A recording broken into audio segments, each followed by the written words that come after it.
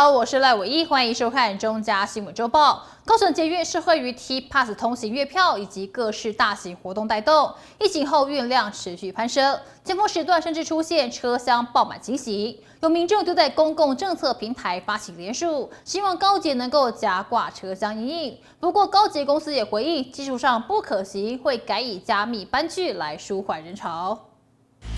在 T-Pass 通行月票以及高雄活动连环发的加持下，高雄捷运在疫情后的运量不断攀升。每天在搭车民众也表示，乘客数量真的增加了很多，变多了。大概从办演唱会以后，有时候车子整班都要在4大运停车，然后再转车。10点以后可能人潮也就越来越多了。上班时间当然是人很多啊。因为天气热吧，大家都来进来蹭人气的吧。随着搭乘人数上涨，捷运列车也常会出现爆满的现象。有民众就在公共政策参与平台发起联署，希望高捷能够在尖峰时段加挂车厢，因应暴涨的搭车人潮，吸引了部分民众一同复议。但高捷也出面回应，以目前现况来说，技术上不太可行。所以如果说运量到一定程度要加挂成6节的话，它并没有办法立刻用3节对3节这样的连结方式来执行，而是在整个号志系统还有月台门都必须要改成6车组的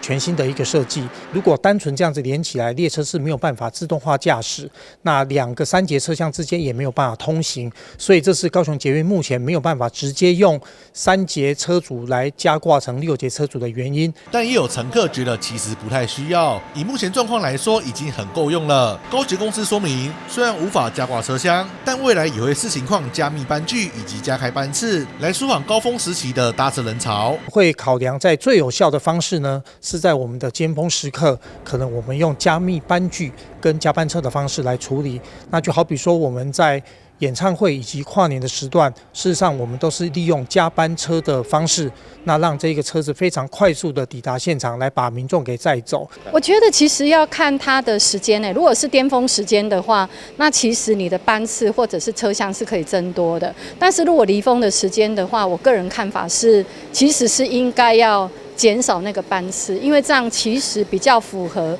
永续发展啊。随着高雄轨道路网逐步扩展，高捷的运量有望再创新高。未来如何在运能调度与乘车舒适度之间取得平衡，不只是营运单位的挑战，也考验着城市交通发展的智慧。记者苏安君高雄报道。高雄市政府交通局明年启动凤山到九曲塘铁路立体化可行性研究，预计拆除沿路的3座路桥跟1处铁路平交道，其中高架化总经费143亿元，仅占地下化的1/3。但是地方认为铁路地下化才具最佳效益，高架化产生的噪音跟交通瓶颈，恐怕引发民怨，遭到一致反对。这几年，高雄市推动铁路地下化已经有丰硕成果，而交通局接续在明年也将启动凤山到九曲塘路段的立体化可行性研究，规划拆除3座路桥和1处平交道。如果采高架化方案，总经费约在143亿元，只有地下化的1/3。不过地方却认为高架方案可能带来噪音和交通瓶颈，因此普遍反对，呼吁还是以地下化方案比较适合。我赞成地下化啦，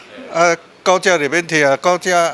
这嘛是高架，以后嘛是高架。高架化它出土，我们北门里还是一样会受到那个火车的那个噪音的干扰啊。那如果全部下地的话，至少我们就不会有这个困扰。高架化的话，还是一样会有交通黑暗期啊，就是也会影响到居民的进出啊。很多的市民朋友，尤其是附近的邻里长，我们都一致觉得说，其实高架化也还是会造成我们的困扰，因为你光经过，不管是它是用电气化，或者是现在的那种行驶模式哦，它都会造成噪音，甚至是会有一些我们觉得包含地价的问题啦，或者是日照的问题、日照权的问题啦。所以我觉得，如果真的具体要做的话，你倒不如多一点点预算，然后把它地下化。另外，铁路沿线的大支路桥长期以来产生的噪音和交通瓶颈也引发民怨，因此地方人士希望借由这一次铁路立体化的推动，同步拆除路桥，来改善周边的环境和交通。大支桥啊，拆起来啊，好搭有通，安尼较方便啦。来遮，阮咱甲讲啊，这个无路，你要安怎说？伫遐算看呢？主机拢乱去呢。大大智路桥两旁的路蛮小的啦，那就是有些要下大智路桥，然后往工厂的路都很小条，然后车辆都会回堵。那如果桥拆的话，我觉得这个问题应该会解决，而且大智路桥下它有那个回转道，常常就是有那个视线死角，那常常就会发生车祸。大智路桥如果拆的话，就是凤山由西往东。就是由建国路要往屏东的方向的车辆，那个交通会更顺畅。交通局表示，凤山到九曲塘铁路立体化的计划能建立产业运输走廊，串联楠梓、仁武、合发等园区，改善行车安全和效率。立体化的进程将由招标厂商评估各方案，期末阶段将召开至少2次的说明会，再跟市民做报告。记者张世明高雄报道。114年公费流感及 COVID-19 新冠疫苗正式开打，台北市卫生局更推出抽奖活动，涉及台北市且符合资格的市民，在11月15号前完成左流右星接种，就有机会抽中 iPhone 17、Apple Watch 等奖品。市长蒋万安跟北市21大医事工会到台大医院站台，呼吁市民把握时机接种疫苗，提升保护力。左流右星公费疫苗正式开打，台北市长蒋万安与台北市21大医事工会呼吁市民把握时机接种疫苗。蒋万安表示，上个流感季，台北市就有超过2400件流感通报，470例死亡。尤其长者新冠疫苗施打率仅约20%，远低于国际水准。为提升接种便利性，北市规划在学校、里办公室、市民活动中心等地举办超过1000场接种活动，鼓励民众踊跃施打。在这边我也提供几个数据，让大家知道，千万不要轻忽流感还有新冠疫情。去年2024年，台北市我们统计接获到流感的通报有2400多件，其中死亡的案例有470件，是近3年来的最高，470件。第二个是我们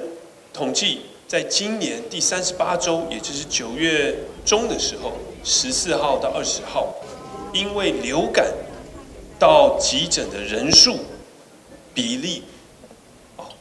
增加了13%，表示已经开始进入流感的好发期。第三个数据是长期以来台湾我们长辈施打新冠疫苗的比例一直偏低，大概都65岁以上长者施打新冠疫苗20%左右，其实是远低于包括美国、英国、邻近韩国等这些国家。所以我们绝对不要轻忽，而且希望从10月1号开始，已经进入秋冬季节，鼓励所有的市民朋友来施打流感和新冠疫苗。所以我们推出左流右星，从去年开始就一直鼓励大家，左手打流感疫苗，右手臂打新冠疫苗，得到双重的保障。所以台北市我们这一次特别感谢今天现场21大医师团体共同的支持配合，也谢谢台大医院于院长率领的团队。我们这一次台北市结合了超过350家的合约医疗院所，可以提供公费疫苗的施打。另外，我们也规划了超过1000场次，结合包括卫生局、社会局、民政局、各区公所，还有教育局。我们规划1000场次在哪里？学校、里办公室，包括卫生中心、包括活动中心等，就是让市民朋友可以就近来施打。那前一阵子，我家中我的大宝，我可以在这边透露吗？他也被传染流感，我大宝，你看他现在已经比我高了，我想说他应该很快可以康复，我看他也是很辛苦哦。流感确实是让民众非常的不舒服，所以希望大家踊跃施打疫苗，保护自己，也保护家人。台大医院院长于中仁现场挽袖接种，做出最佳示范。他回顾自己经历 SARS、新流感以及新冠疫情，深知疫苗是防范重症最有效的方法。他强调，随着流感与新冠疫情可能交错流行，民众应尽快接种，以降低住院及死亡风险。像呼吸道这些传染病的一个病毒的一个控制呢，那最重要就还是疫苗。那疫苗的一个施打呢，那的确非常明显的效果呢，减少重症呢，减少死亡。那虽然现在还是有一些谣传说疫苗不好对身体不好，但实质上呢，疫苗是有效的。在我们过去新冠这段时间，大家也很清楚，2021年是台湾最严重的时候。在经过疫苗施打之后，2022、2023呢，那明显就一直变缓。这个在每个国家看到的现象都一样。所以呢，疫苗对于呼吸道疾病的一个传染呢，那是一个最有效的方法，不要让它发生。那虽然呢，它可能还是会发生会被传染，但是呢，严重度呢一定会下来，减少重症呢，减少死亡。那我的母亲过去我们是住台南在台南的时候她都不打疫苗，但是我把她接上4年多以前接上来之后呢，她就开始打疫苗。那好像也没有什么坏处很多人怕打疫苗是怕说会有副作用，但实际上呢，疫苗的副作用相对于它的一个保护的效果而言呢，其实是微乎其微。那我想这里有这么多的医师团体呢，大家都非常肯定的这个疫苗的效果。那我们希望呢，医院呢也是配合呢，那这些政策呢，其实也不只是配合，因为作为医院呢，预防医学呢是我们必须要去执行的，要对民众呢去进行保护的一个服务。卫生局指出，114年公费流感及新冠疫苗第一阶段开放65岁以上长者及风险族群等对象接种，第二阶段自11月1日起开放50到64岁民众接种。凡涉及北市且符合资格者，11月15日前完成接种，就能参加抽奖，每季可获得1次机会。同一天完成左流右新，还能多1次机会，奖品多达439项。呼吁市民把握公费接种机会，提升保护力。记者林希慧台北报道。新北市114年公费流感疫苗及 COVID-19 疫苗自10月1号起同步开打。市长侯友宜日前前往板桥区国光公园市民活动中心视察疫苗接种情形，鼓励民众左流右新，同时接种2种疫苗，守护自己跟他人健康。新北市114年公费流感疫苗及 COVID-19 疫苗自10月1日起同步开打。新北市长侯友宜昨天上午前往板桥区国光公园市民活动中心视察疫苗接种情形，鼓励民众左流右新，同时接种2种疫苗，守护自己及他人健康。10月1号开始到10月31号，流感疫苗以及新冠疫苗同时开打。在65岁以上的长者，或是有实类的规定，都可以免费施打。那对于不是65岁、有身心障碍或者经济弱势需要协助的，我们也可以来打疫苗，给予更多的保护伞。那这一次打的，不管是流感或者是新冠，我们都建议左流右新，左臂打流感，右臂打新冠。新北市长侯友宜表示，接种疫苗是预防疫情最有效的方法，呼吁符合公费疫苗接种条件者左流右新同时施打，左臂接种流感疫苗，右臂接种新冠疫苗，为身体建立双重防护。刚刚看到很多65岁以上的长辈非常的踊跃出来打流感，也打新冠肺炎的疫苗。我们谢谢市民朋友的支持，保护健康，尤其对长辈的健康。鼓励大家打流感疫苗、打新冠疫苗，尤其早点出来打。我们还有抽奖活动，可以抽到最新款的 iPhone 17哦。所以希望大家鼓励大家，尤其我今天非常谢谢里长们，也谢谢亚东医院在副院长的带领，我们的医院的护理师、医师非常的辛苦来帮忙。里长们也鼓励我们的里面出来踊跃来施打，我们大家一起来。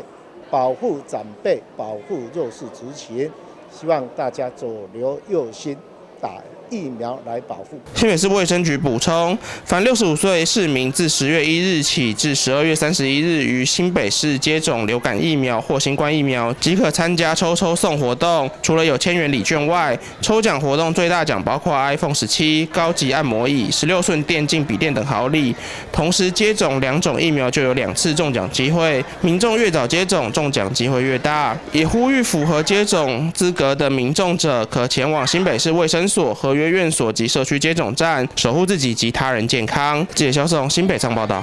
历经多年活化改造的日治学习接引宿舍，以桃园文学馆的全新姿态跟大家见面。在日前举行开幕茶会，规划4层楼，兼具典藏、研究、展示、教育推广跟文化交流。跟着镜头一起来看看。3、2、1，请启动。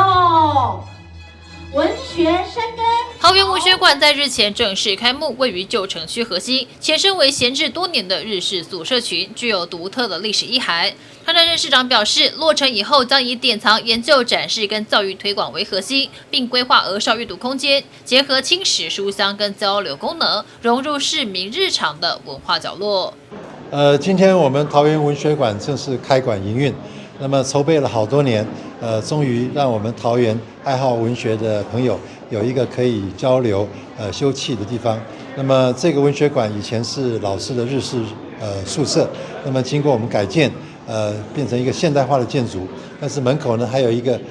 保留过去日式建筑的一个咖啡馆，也可以让我们市民在那边喝个咖啡。那么这边这个文学馆将来会变成我们所有爱好我们桃园在地文学的一个刚刚讲的交流游憩。那么它肩负了典藏、推广和这个讲座教育的责任。我相信说有了这个桃园文学馆，大家可以更进一步体会到我们桃园在地文学深厚的底蕴，也可以让不只是文学圈的好朋友，我们一般市民也可以透过这个场馆多多接触我们桃园过去的文学，体会我们桃园文学深厚的底蕴。桃园文学馆内随处可见桃园知名作家的经典文字，建筑设计以书本为意象。为了庆祝开馆，同步推出常设展跟首档特展2大展区。常设展以文学逗留在这里为题，呈现桃园文学的历史脉络与地景特色。特展自引桃园当在地故事遇上影视改编，则聚焦文学跟影视的交汇，以及经典作品的影视化历程，展现桃园深厚的文学底蕴。桃园文学馆2楼是我们常设展的展出，这次的主题是文学逗留在这里。我们是希望能用浅显易懂的方式，跟民众介绍桃园文学的作家，还有我们整个脉络，还有地景文学等相关的作品。那我们就是欢迎所有的民众可以一起来参观。另外呢，就是在我们常设展有很多有趣的互动装置，那不管包括像留声机，还有就是我们打卡的那个金句，都可以欢迎民众来使用。桃园文学馆将以平台角色汇聚文学创作者，透过讲座、工作坊等推广活动，成为市民交流的文学沙龙。文化局还特别规划一系列开馆庆祝活动，欢迎大家一起来感受桃园的文学底蕴以及丰富的文化能量。记者赖伟一屯报道。历经3年筹备期，桃园市社会局近日在大南森林公园正式启动优势基地。透过改造军营官舍，建置大坪数的冷藏跟冷冻库、仓库、食物银行以及教育参访空间。目前共有40多组企业及爱心商家投入，媒合惜食物资给全桃园43处小卫星、社区公海据点跟安家食物银行等。市府感谢委托承办的新义基金会以及所有合作伙伴，期盼未来扩大服务量能，可以妥善利用资源，帮助弱势，也为地球尽一份心力。在长辈们热闹欢欣的鼓声中，桃园市优势基地正式揭牌启用。为了解决剩食问题，响应环境永续，市府自111年推动优势计划，委托新义社会福利慈善基金会承办，并改造八德大南森林公园内的军营官舍，历时3年打造出大型冷藏、冷冻及仓储空间，集中保存各界捐赠的食材，再妥善分配到需要的家庭和社区据点。当天，桃园市副市长王明炬也特地到场视察，并关注冷冻设备的安全性问题。他也感谢各单位及善心企业的支持，呼吁更多人一起来响应，让剩食转化为爱心资源。也谢谢所有参与这个协助这个基地能够走到今天的这个所有的善心人士给我们协助的这个各方大德哈，也希望大家继续捐书哈。未来呢，真的有食物的话，真的不要浪费哈。就你如果觉得太多的话，利用这个机会啊，那跟我们的所有市民、跟企业、行号、公司啊，告诉大家啊，如果真的有多余的食物的话啊，欢迎啊这个捐给我们的社会局，我们的习食基地一定会把你们好好的运用给最需要的人。也预祝我们这个习食基地未来的发展越来越好啊！我们的社会救助科、我们的社会局可以帮忙更多的人。台北市府社会局局长陈宝明指出，优食计划自推动以来，已有超过40间企业商家响应，累计媒合330公吨食材，送往43处弱势据点和安家食物银行。如今7地正式启用，将大幅提升服务量能，把习食送进更多的社区，减少浪费并延续爱心。我想我们由主办单位的一个信义基金会来跟我们桃园市来共同一起合作，让我们可以把很多爱心的物资送到这个习食基地以后，让他们在整理以后可以送到我们的小卫星、独老甚至关怀据点，带给我们更需要的这个食物的充分利用。我们也感谢所有的一些协力的厂商，在我们桃园市里面有很多爱心的，也来帮我们做这个区块里面。所以这边也代表我们市长跟我们桃园社会局大家共同努力，然后借由我们信义基金会来创造我们桃园更好的一个生活安乐一个环境。信义基金会执行长何明修也说明，除了设置冷冻仓储之外，基地也规划了会议室及多功能空间，能与厂商、学校及社福团体交流推广习食理念，期盼透过这座基地，从小扎根习食观念，让社会资源共享发挥最大的效益。我们除了这个有实体的食物银行就在这个地方之外，刚刚大家有看到那个冷冻冷藏库，还有仓储，我们有会议室办公室，还有多功能的这样子的一个设备可以做简介。以后呢，这里呢就是可以接待呢所有的这些的厂商，我们的合作厂商、社福团体，甚至于呢机关、行号、学校呢，对习食计划呢希望呢能够来探讨研究的呢，我们都有这些的多功能教室简报的教室仓储设备，可以让大家来一起呢来增广见闻，也一起推广从小呢就可以了解习食的一个这样的一个珍惜环保永续。这样子。根据环境部统计，台湾近5年厨余回收量超过50万公吨，相当于1万多座101大楼，反映食物过量浪费的问题。因此，市府期盼透过优食计划及新启用的基地，把剩食安全把关后送到最需要的人手中，不仅减少食物浪费，减轻环境负担，也帮助弱势家庭，让习食共享爱，幸福永续来落实在桃园的每个角落。记者听台报道。高雄有40%家庭有车无位，还是全国比例最高。市中心车位动辄数百万元，不少人选择把车停进骑楼或是路边，却也因此常被违停拖吊或是占满骑楼。虽然有呼声觉得应该要有车位才可以买车，但也有民众认为大众运输的完善才是根本解决之法。根据行政院主计处统计，高雄有40%的家庭都是有车无位，而且还是6都之冠。大多人家里不是把车停进骑楼，就是路边找个免费空位直接塞进去。不过也常会发生违规停车被拖掉的状况。本来就有一辆停外面，然后后来红线越画越多，又一直被拖掉，就是我的，然后后来就干脆卖掉这样子给别人。就是路边停啊，如果停在骑楼啊，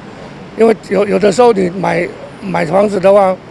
车位不可能买太多嘛，而且现在车位也蛮贵的。就是像外面这种月租的，或是有可能也是这种每天找路边停车的，也都有了。今年高雄的房价节节攀升，就连车位的价格也是突破新高。大王区的车位都至少要200万起跳，如果是热门的停车位置，可能还会喊到300多万。一个空位都可以再多买几辆车。即使有新的建案，但也未必是每户都有配给车位，更让高雄的车位是供不应求。因为车位它会有分法定车位、自行增设车位跟奖励车位，所以其实以大楼来讲，是会有一些大楼，它可能在总户数上面跟规划的车位户数上面，其实有时候是会产生可能，供给量跟需求不够的，所以这个也是在目前高雄为止，其实车位的价格持续一直都有在上升。那例如像美术馆那边，它新成屋的车位大概就是介于250到350之间。现在房价又贵，然后收入也不是很高的情况下，你要多买车位，负担就增加很多了。对，因为毕竟现在就是你就算要卖房，有没有车位也是一个很重要的附加条件啊。对，所以我觉得他那个多少都会把价钱一起抬上去。不足又逐渐高昂的车位，造就了路边停车为患或是骑楼占据。虽然社会上常有呼声，应该比较国际限制，要有车位才能够买车来遏止问题，但也有民众认为，如果高雄的大众运输能够更加完善，才是解决有车无位困境的根本办法。买房子的时候可能是还没有车子，或者是家庭的成员还没有那么多，可是过一阵子可能就变多了，又增加了那个车子。大众运输系统如果方便的话，应该很多人都不想开车了。在高雄有没有车位，已经不单只是停车问题，而是影响居住品质的关键抉择。有人选择卖车，也有人宁愿多花几百万买下空位，而更多人则期待公共运输能够更加便利，让有车无位不再成为市民生活的痛点。记者庄君高雄报道。高雄市前镇区星光公园戏水区将焕然一新。高雄市公务局启动星光公园戏水区改善工程，进度已经达到了92%，预计10月如期完工，为市民朋友打造一处更具规模、内容更丰富的戏水消暑好去处。工程车进出出，工作人员加紧赶工。为了形塑高雄亚湾新产业的空间布局，高市府公务局启动星光公园戏水区改善工程，进度已达92%，预计10月如期完工，将为市民朋友提供一处规模更大、内容更丰富、戏水消暑的好去处。星光公园戏水区改造工程预计今年10月完工，为市民朋友打造一处更具规模、内容更丰富的戏水消暑好去处。星光公园原来戏水设施有造物拱门、固定式喷水枪、洒水杯、滑梯、半球形的发光喷泉等，深受亲子市民朋友的喜爱。本次改造更扩大了戏水面积，并新增滑水道、水上秋千等各式清水设施，提供丰富完善的戏水游憩及公园服务机能，将吸引民众前来游玩及带动观光人潮。星光公园戏水区原本就广受本市大小朋友喜爱，新的改善工程提供了更丰富的清水设施以及公园服务机能，不仅让地方民众期待，也提出许多建议。当然了，当然期待了，很好啊，大家可以在那边玩水。家庭也可以到那边来聚一聚，高兴啊！我们也很期待，他如果能赶快好的话，高雄又多了一个可以亲子活动的地方，多一个可以戏水的也不错啦。而且那边也可以顺便整建一下，不然之前有点，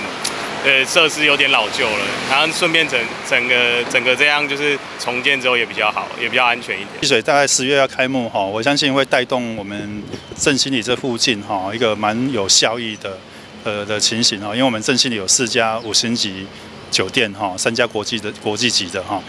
我相信会很多外国游客来到这里，也感谢公务局在上个月把星光园道有大致的整理了哈，已经漂漂亮亮的。那一直到星光园道这个动线哈，那势必交通会受很大的影响哦。如果可以的话，拜托交通局哈，在做适当的规划哈，不要造成这边的拥塞或大塞车。戏水区改善工程完成后，不仅提供民众完善的戏水游憩，串联轻轨、旅运中心及捷运黄线等重大建设，更可吸引外地游客，带动观光人潮，让星光戏水区成为夏日消暑的游乐胜地。记者张世明高雄报道。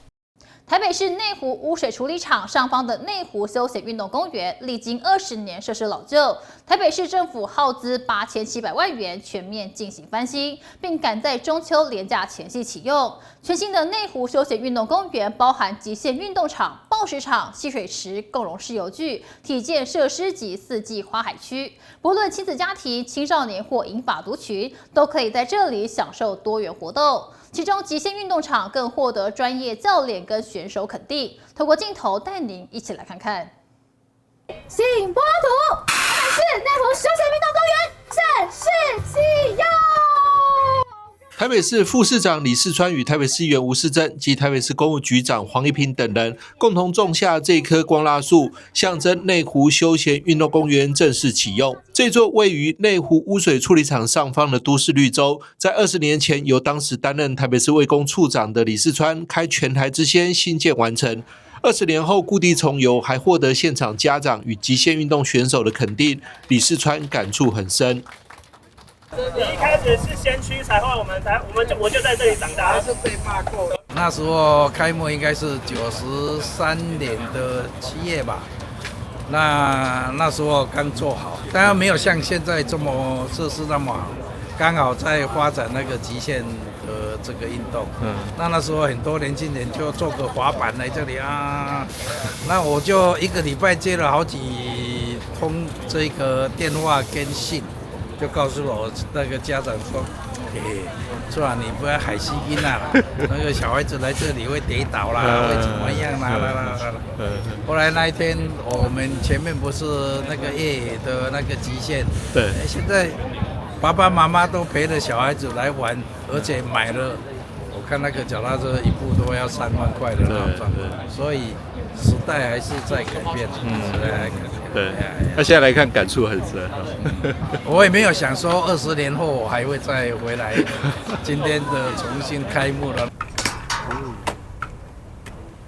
好，先过一个卡的栏杆，然后在这个很长的平台，然后一个300多的。在崭新的极限运动场挑战各种高难度动作，有多位选手小时候就曾在这里练习。对于台北市卫工处投注经费，将场地设施提升到国际标准，选手们都非常感谢。这个场地算是台湾比较这个时代啦，也比较符合国际的工法，就是以前的话我们比较多是木板的材质，那当然维护上面会比较辛苦一点。那这一次卫工处算是蛮跟我们强烈的讨论，或者是他希望可以比较有耐用度，跟能不能跟国际的做法比较接近。因为这样子呢，在表面上面的处理已经算是很接近国际了。然后在设计上面当然是有借助建筑师的智慧跟他收集来的资料，然后可以做出有不同的区域，像您后面的Street的区域，然后 U 版的区域、跳台的区域，跟最后面是一个蛮完整的碗池区。所以其实要符合现在的比赛，如果说要有Street的比赛，或者是碗池的比赛，甚至是 BMX Park 的比赛，都是可以符合到这些群体的使用。所以在练习上面跟竞赛上面都是 OK 的。当年极力争取设置极限运动设施的台北市议员吴世正也很肯定台北市政府的远见，让我国极限运动选手有机会在国际上发光发热。在20年前引进极限运动场，那几年前呢，他们说运动场开始有点坏了，要补救一下，要精进一下。那我又来会看了啊，又跟他们家长们，还有我们极限运动的这个教练老师们代表又来这边做了会勘啊，进一步的要求提升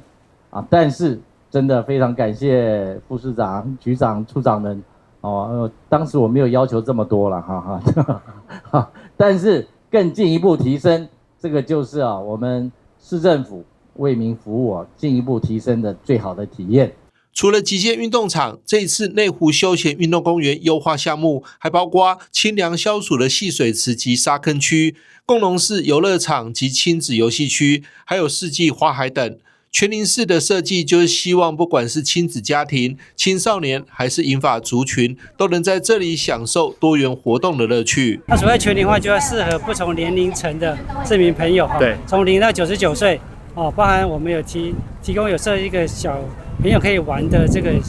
沙坑，还有戏水池，还有共融式的游戏器具，还有挑战的关卡。最重要的是有个特别的这个极限运动挑战场，这个是符合国际标准的场域。另外还有一个小型的攀石场，可以给小朋友可以做初学者来做利用。最后一个就是给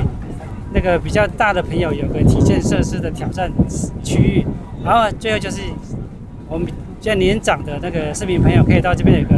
散步的花海区，所以就有这几个特殊的特色提供给市民优质休憩的场所。台北市公务局长黄一平表示，园区不仅提供多元运动与游憩设施，更强调绿能及减碳理念，导入太阳能板、小型风力及水力发电设备，同时运用污水处理厂再生水打造示范生态池，希望让再生能源与环境教育能够融入市民日常生活。对此，李世川也建议，可以再增添与污水处理教育有关的互动式设备，更能吸引家长带着孩子前来，真正发挥寓教于乐的目标。运动公园好不好玩？记者张启腾台北报道。每年9月及10月，台南大内区田根子草花海盛开，呈现如雪后一般的景色。大内区公所特别举办在大内等一场9月雪的活动，搭配农特产市集、社区营造成果展以及闯关活动，凝聚地方居民的情感，也让大内在历经地震的封损后注入观光新活力。河岸两旁白茫茫一片，如同雪国一般的景色。不过，这里其实是台南的大内。每年的9月到10月是田根子草盛开的时节，曾文溪畔壮观的白茫盛景，吸引许多民众前来拍摄取景。为让更多人看见这个天然美景，公所特别举办在大内等一场9月雪活动。29日在二溪河段热闹登场，市长黄伟哲出席开幕仪式，与民众一同欣赏这天然草本的白雪美景。在秋高气爽的时候，来到我们大内这个曾文溪沿岸，看看非常漂亮的9月雪，也就是田根子草。那其实这个是一个已经这几年应该是第3届还是第4届的活动了但是希望各位好朋友在这个秋天的时候那看看我们的在曾文溪沿岸。同时大内也是物产非常好的地方，过去不管是芒果它也有芒果，然后这个酪梨它也有酪梨，还有很多好的物产。今天来可以看到许许多多地方当地的土特产，还有许多好的这个摊商纷纷来这边。那大内是个值得开发、值得欣赏、值得你喜欢的一个新的好的景点。尤其这个田根子草的季节通常都在秋天。那秋天一片白茫茫的，很漂亮，很有意境。不管来拍婚纱或者来拍个人的这个打卡景点，都是非常好。所以欢迎大家来到大内看看田根子草，来看看曾文溪沿岸非常漂亮的白茫茫的一片景色。那看雪景不用出国，来大内看就有非常值得你看的雪景了。除了赏雪，现场还有规划农特产市集、社区营造成果展、政令宣导、即将换好礼以及食农教育体验等内容，成功将花海美景与地方经济串联。大内区长陈俊达表示，活动不仅是观光推广，更希望借由田根子草花海提升大内的观光经济。未来将持续结合地方特色、社区能量与农业资源，打造大内成为游客来台南必访的景点，连带带动了地方产业与经济发展。台南新闻张硕维采访报道。结合最新3C 产品、电玩竞技跟2次元文化的年度盛事，台北市2025巴德3C Holiday 系列活动10月4号起由哈乐市集揭开序幕。这场由台北市商业处跟巴德资讯商圈连续3年举办的活动，不只有光华、三创这些知名3C 据点，更是一场涵盖整个商圈100间店家长达1个月的全民嘉年华。不论是买电脑、换手机，还是单纯喝杯饮料、享受美食，生活购物都能够参加抽奖。整个巴德资讯商圈业者总动员，拿出满满诚意回馈消费者，透过镜头带您抢先体验。商圈吉祥物八哥汽友旁人潮汹涌，这里是台北市知名的巴德资讯商圈年度盛事2025巴德3C Holiday 系列活动，10月4号起由哈乐市集揭开序幕，一直持续到11月2号的这一场商圈年度嘉年华。除了每周周末接棒登场的3大特色主题活动，以及最后一周压轴的星光演唱会外，活动期间还推出特约店家消费双重抽活动，用满满诚意感谢消费者的支持。刚好就是我们10月份有很多连续假期，那我们这边是光华商场嘛，是3C的主要集散地嘛，所以我们跟那个3C Holiday来合作，然后办一些活动这样子，主要是要回馈给大众这样子，学生啊，一般上班族这些都可以。不只有光华数位新天地、三创生活园区这些知名的3C 据点，回馈活动更涵盖整个商圈。像这间在商圈经营超过10年的知名手摇饮店，去年就有消费者在这里买了一杯45元的饮料，就抽中了价值6000元的耳机。这个月基本上是商圈的淡季，然后可以带动观光的人潮嘛。这样子啊，这样子每个店家都可以做一些活动嘛。对呀，是啊，就有点像那个嘉年华的概念。对啊，就是把它当成山西园游会。三创的还有光华的山西园游会，还有周边都可以带动。对，大家都友好不是只有消费山西，吃的也可以，喝的也可以。吃喝都可以。你只要凭着有特约的店家，你就可以去服务台、商圈的服务台参与做活动的，这样子。说不定大奖够了，你就牵走啦。美食林立的八德商圈美食街也加入回馈行列。曾经获得北科大学生票选冠军的这一间意大利面专卖店，就欢迎消费者来吃美食、享好康、抽大奖。主要是想让大家知道，我们这个三创这个地方不只有山西这个产品，就是还有我们这条美食街，然后就是希望可以多的推广大家来经过这边，然后就是希望消费者来这边不只有用餐而已，就是可以来这边吃饭啊，然后我们可以让他去摸彩。由八德资讯商圈发展协会筹办，集结文创、服饰、动漫等多元产业摊位的哈乐市集，更有参加新北市政府 New Startup 创意竞赛的三重商工学生加入，希望在人潮汇集的知名商圈，让更多人看见他们研发的创新商品。产品它是用电瓶机车电瓶来控制，就是只要把这个电线接上电瓶之后呢，它的里面就会开始运作，然后它里面还有UVC 灯，还有风扇，还有加热装置，让就即使在下雨天，那骑乘者的戴安全帽也可以很舒适。那是因为我们有参加一个新北的 New Startup 创业竞赛，然后因为我们想要让更多人看到我们的产品，所以我们就来参加市集，然后来推广我们的产品。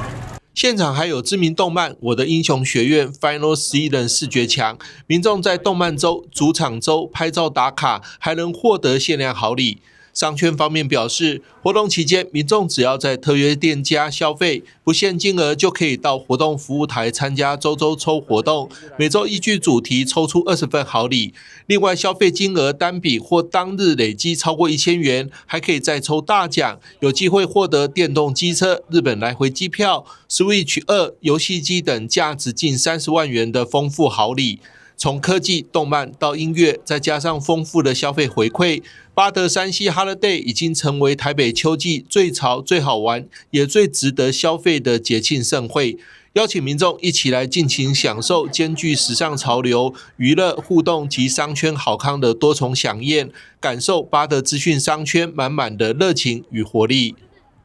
记者张启腾台北报道。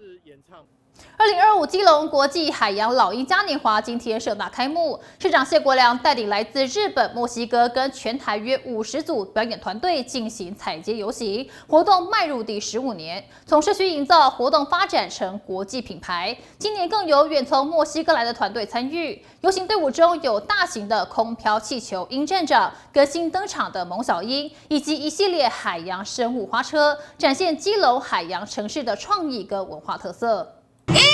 请启动！2025基隆国际海洋老鹰年华今天在国门广场盛大开幕，市长谢国良与各界贵宾共同为活动揭开序幕。大家看到，经过了1年，又多一只出来了。我们有一只叫做什么猛小鹰，对不对？所以大家也注意到，那它是鹰站长生的，是吧？啊，它是鹰站长生的哈。To all our international friends, welcome to Keelung. Hope you enjoy the site. Thank you. 基隆国际海洋老鹰嘉年华从15年前的社区营造活动，发展成为国际知名的文化盛事，成为基隆文化观光向外推广的重要窗口。15年了，很高兴今天所有的来自国内外的嘉宾都来到我们基隆海洋老鹰嘉年华的这个游行。那有来自日本，有来自墨西哥，有来自我们的屏东、台东的一些朋友，他们都非常的高兴。我万没有想到，15年后可以变成本市最重要的文化观光特色之一——海洋老鹰嘉年华。我们是不是替当年的蔡里长，也是蔡秋玲理事长鼓励一下，好不好？很开心我们这个老鹰嘉年华在我们国门广场再次的呈现。这个活动呢是从我们社区营造做到变成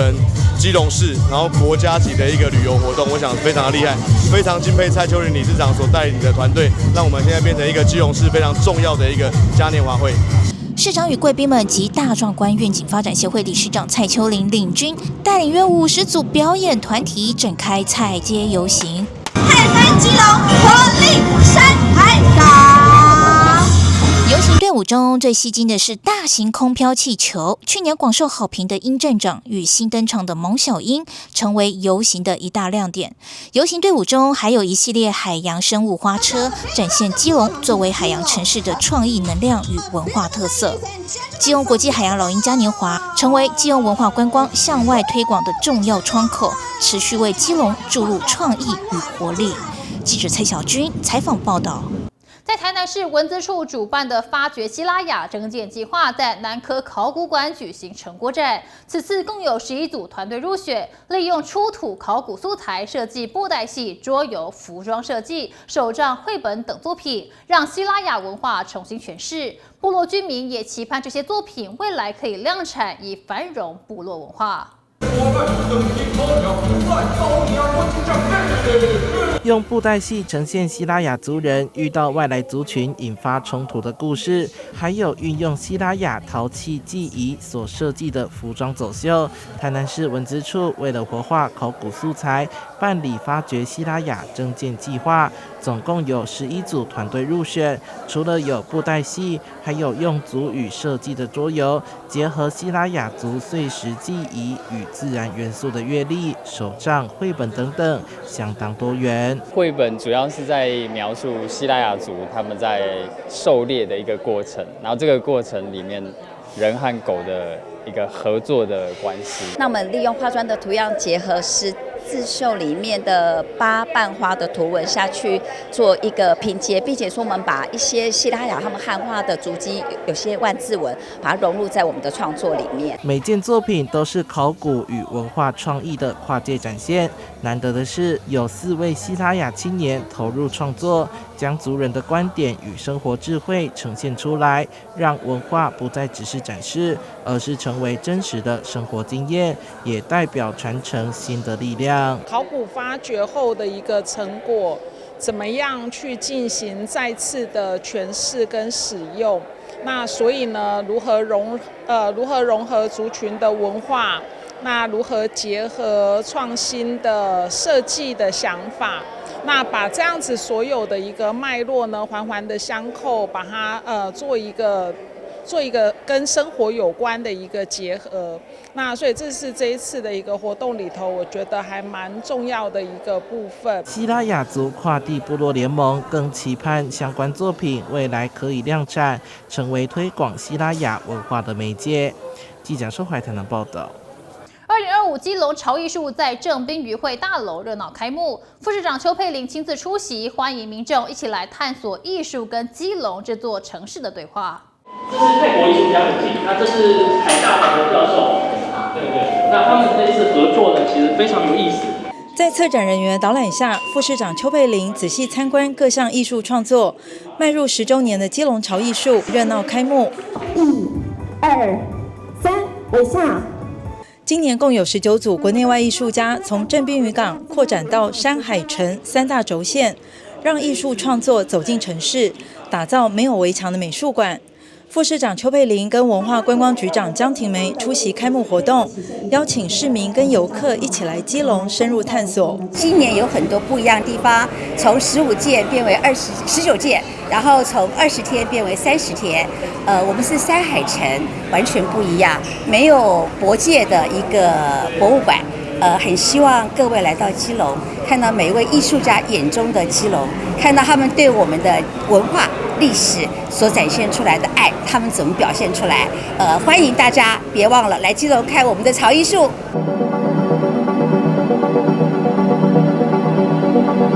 那这一次我们特别用山海城3大展区来展现城市艺术文化的一个魅力哦。那在这3大展区里面，我们总共今年是邀请19位艺术家，再加上12个地方的展区，希望能够透过这样让所有的市民朋友可以走入我们的城市。那我想今天能够透过这样的潮艺术，让我们基隆这一块宝地哈，让它真的未来能够发扬发大。那最后，我想在这边感谢我们所有的艺术家，然后对我们基隆的一个重视跟肯定。最后，我还是代表议长同志委来祝福我们今天的活动顺利圆满成功。那从我们的这边渔港到我们的原住民会馆，到我们的阿根纳造船厂，以及到我们的委托行、中山路桥，甚至我们的新俄防空洞以及我们的基隆塔。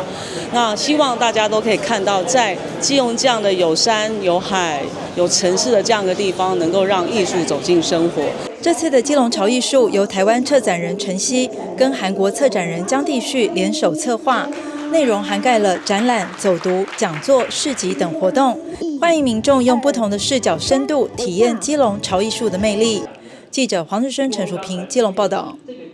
毛小孩大集合，新北市莺歌区尖山活动中心日前举办免费的狂犬病疫苗施打活动，不少民众带着家中宠物来参加，还有人把平常定期喂养的浪浪带来结扎，希望让他们有更好的生活品质。里长表示，活动筹备超过1个月，希望借此推广正确的饲养观念，建立友善的动物风气。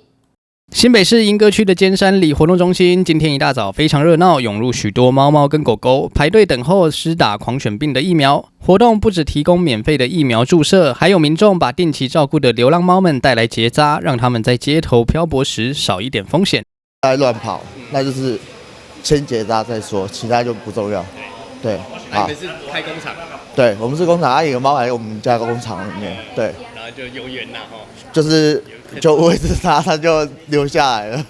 就是举办说结扎这种东西还蛮少的，对。然后可是猫不管猫或是狗啊，都很容易在发情的时候就会很快的产生一堆的狗，然后比较恶劣的人就会选择把它丢弃。对。那我们如果说我的心态是说，我虽然不养它，可是我就是给它食物，它真的饿了它可以来吃，可是它自己去外面生活这样子。对，那这是我的感想。更多流浪。对，然后就是能抓得到的话，尽量就是有这种活动，我们就尽量来参加，然后帮他们结扎，因为他们在外面怎么混，我们不知道。可是他如果知道这里有吃的，他一定会带回来。对，所以说就是我的感觉就是说，应该怎么讲？就是你发现有流浪猫或者流浪狗，你有办法能抓到，就尽量可以去帮它抓起来，然后做结扎的动作。喂食没有关系啦，但就是要帮他们做一些。对，这个就是喂食那些虽然没关系，可是你如果抓得到，就是结扎第一步啊。对，然后再来你如果说它真的亲近你了或什么，再来考虑说要不要打疫苗或者是什么。里长陈怡杰说，当初接获动保处与动物医院的讯息后，立刻安排场地筹备，光是宣传与登记就花了1个多月，没想到反应比预期更踊跃。最主要是板桥动物之家先跟我联系，那希望来尖山里替我们里民养的猫犬做节育，还有狂犬病疫苗注射。其实很多小家庭他们不生小孩，但是就是会养猫养狗。那其实对他们来说，其实猫犬的节育还有狂犬病疫苗其实是非常的重要，尤其是绝育之后，我们才不会。尤其是猫的部分啊，其实流浪猫非常非常的多。那我也希望说他们用收养的方式，那也顺便结扎，那不会让流浪猫越来越多。未来类似的活动当然会持续的和我们板桥动保处持续的配合。那我也希望说，民众有需要的话，可以跟里办公处联络。那我们未来如果有机会的话，我们持续跟那个板桥动保处，我是希望说最好是可以每年。我们都举办一次这样子的活动，那也可以让民众就是犬猫，如果说有需要的话，他们可以就近的做处理，包括帮他们结扎、植晶片，不会说到时候这只猫、这只狗、这小毛是谁家的都不知道。所以透过这样的活动，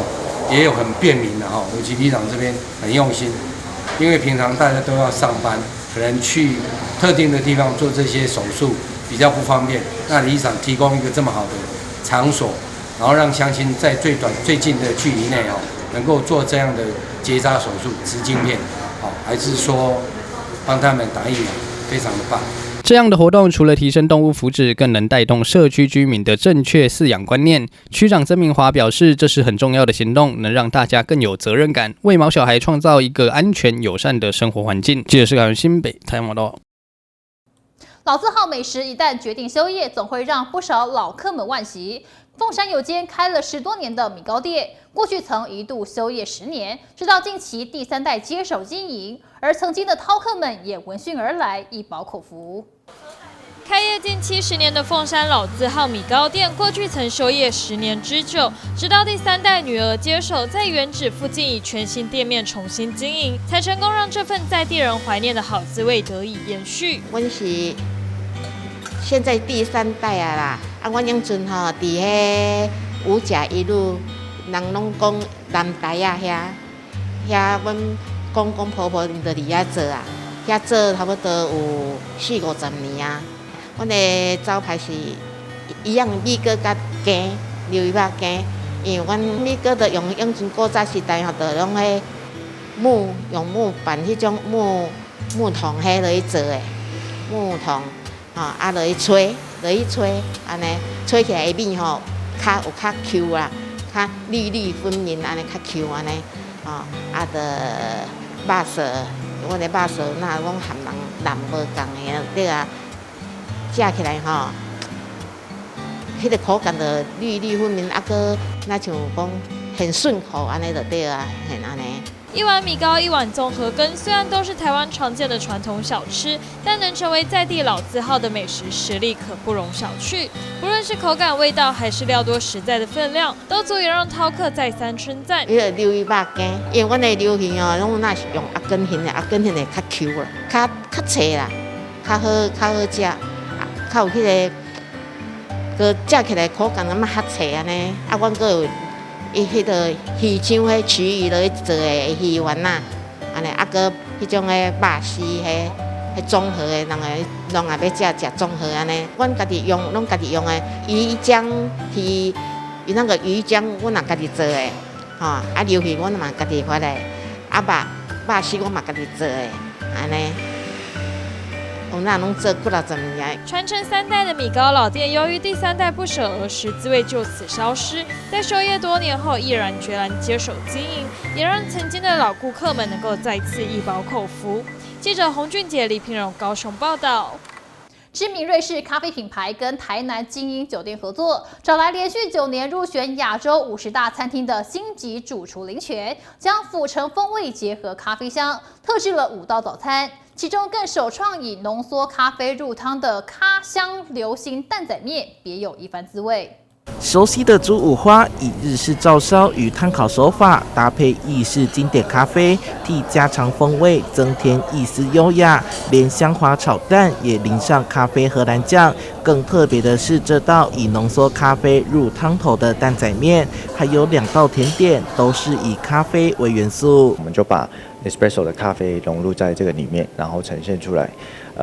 因为我听说台南人比较爱吃甜的，所以我就特别做一个台南人最喜欢的甜点。咖啡不管是可以搭餐，或者是甚至可以入菜，都可以带给台南精英的接下来的住客的消费者都能够享受一个料理加上咖啡的一个很多层次、很有趣的一个咖啡体验。看准近70%台湾消费者在早上有喝咖啡的习惯，品牌业者与星级主厨将咖啡融入咸食当中，希望咖啡不只是早餐的饮料，还可以结合各地菜肴。台南精英酒店也迎来11周年庆，这项计划不仅是品牌合作，更是一份献给家乡与旅客的贺礼。这样的相遇哈，我自己很喜欢，可能在料理里面，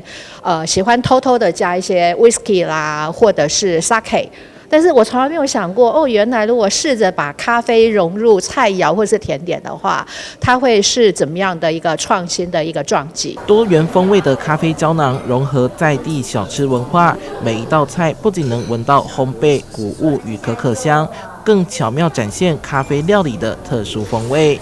记者邱海棠的报道。以上就是今天的中嘉新闻周报，感谢您的收看，我们再会。